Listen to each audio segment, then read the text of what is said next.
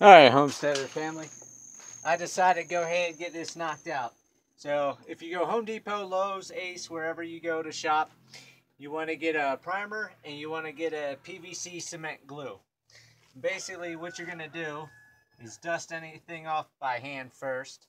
Then you're going to take this primer and you're just going to go over to prime the plastic so it bonds. And you want to do both the pieces.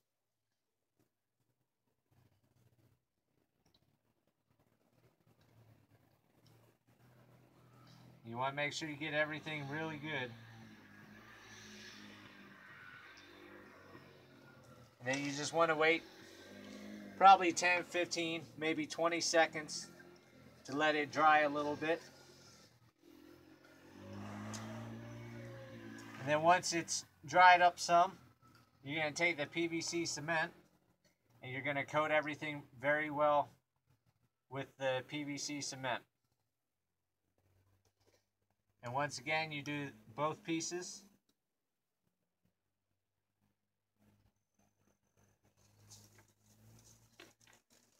And then basically you just push it in. And you want to turn it slightly, just like that. And then you let it dry. And I'm going to let this dry overnight. So that way, tomorrow I don't have to wait several hours for it to dry. But this way, this will dry overnight. And then tomorrow morning, when I wake up, I can come out and start filling the tank with all the water from this other tank here. And then once I get this tank emptied out right here into this one, then I can go ahead and move all of this stuff, all this wood, all the tires and junk here.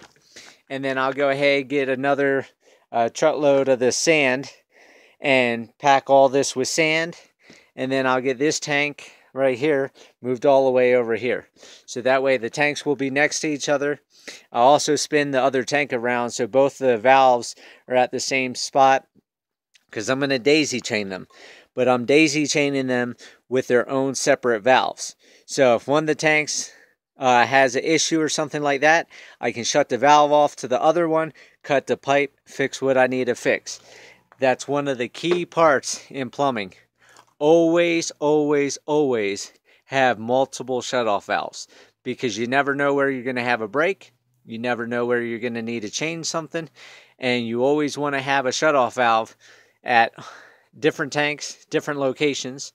Your toilets, your sinks, outside pipes, everything like that.